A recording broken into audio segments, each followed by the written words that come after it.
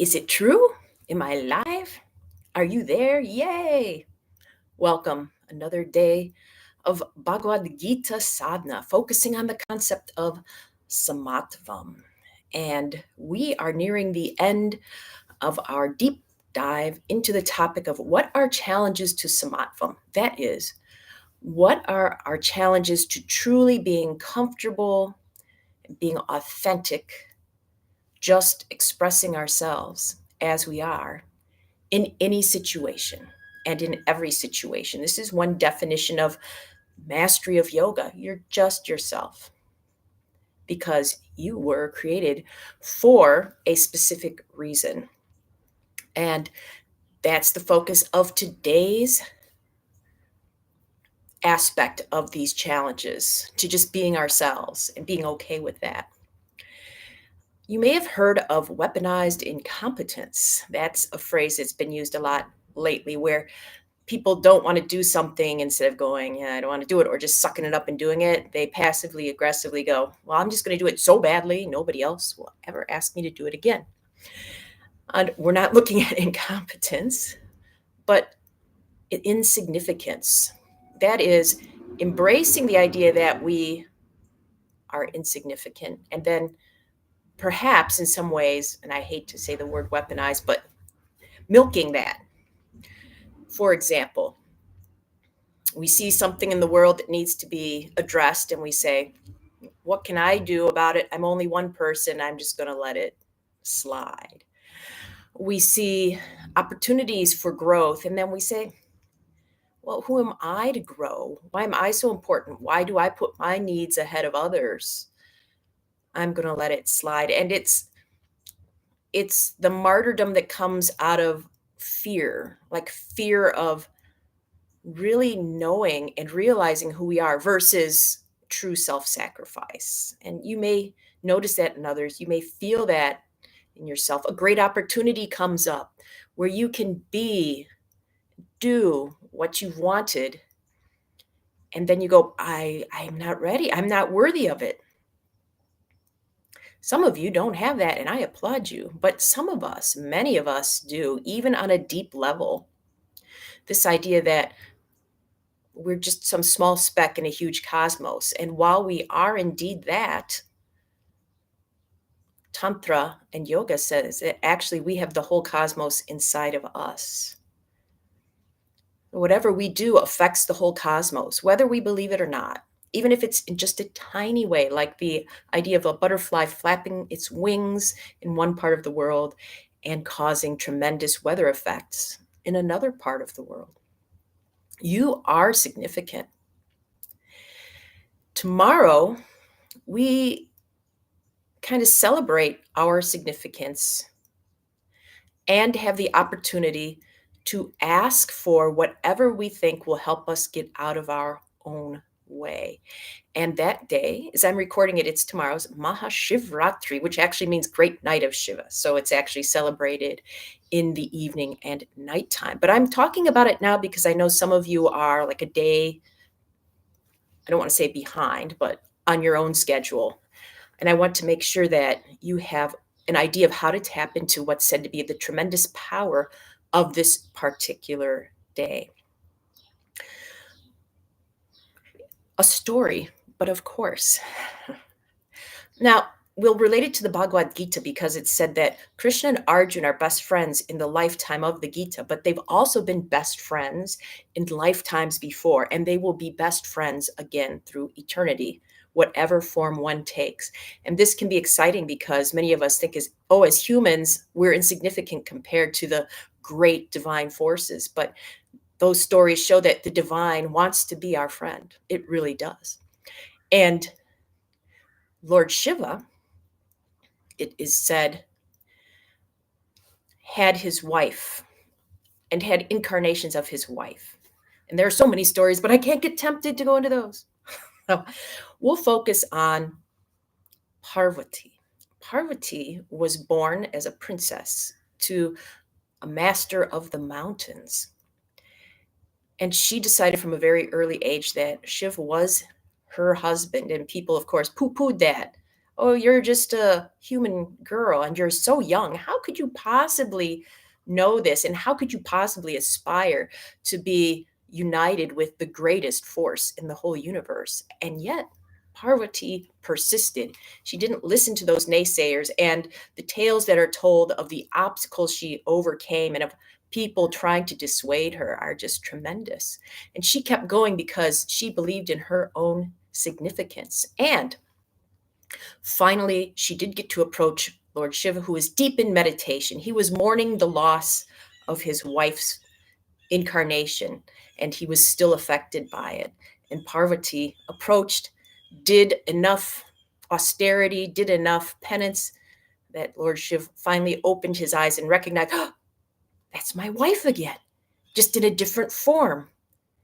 They were married, and it is said that Mahashivratri is their wedding day. So on their anniversary, as you can imagine, Lord Shiv reunited with the love of his existence. He's in a pretty darn good mood, and this is when we can ask boons, and those are favors, and be pretty assured that they will be granted. So on Mahashivratri, tomorrow if you're watching live, or on the day before, or today if you're maybe a day behind, ask for something you really want. And don't think I'm not worthy. Watch that challenge that might arise. Ask for what you really want. This is the day it's most likely to set in motion what needs to happen for that to manifest for you. And the form of Shiva we're dedicating today's practice to is yoga, Dakshina Murthy. And Dakshina has many nuances, as Sanskrit terms do. One aspect is facing the south. Another aspect is the right hand, which if you practice yoga facing the east, that's then your south hand. But it also has to do with gifts. And Yoga Dakshina Murthy is said to be the ultimate, the greatest yoga teacher and embodiment of wisdom. And Dakshina we can think of as maybe a gift to us, or a gift we give ourselves in pursuit of the greatest wisdom. A day of gifting, of giving, of also receiving. When we do our meditation today, I invite you to put together the syllables we focused on the past several days. Om Namah Shivaya. Remember, we did Na, we did Ma, and we did Sh. Now we'll put them all together if you like. Om Namah Shivaya, or you can contemplate a wish you have that you'd really like to get granted. Dream big. Let's do it. It's cold again here. I mean, cold. Too cold for the tech. It's amazing. All right.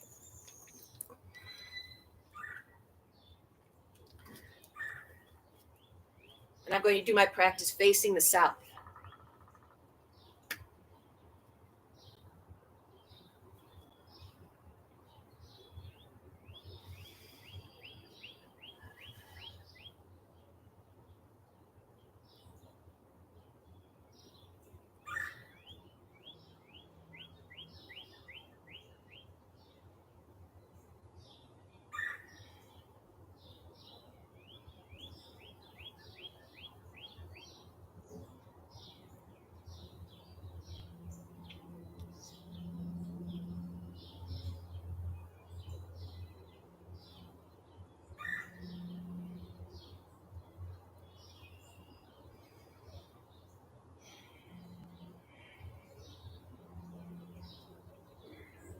Let's switch sides.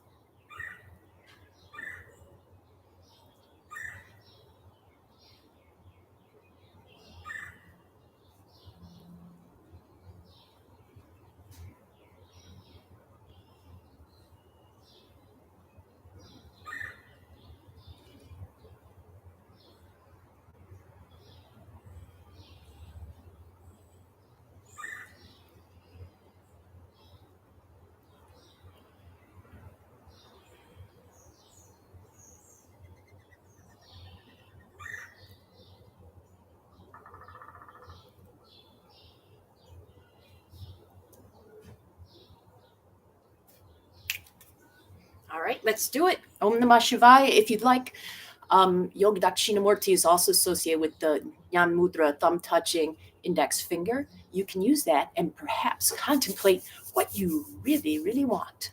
See you in 5.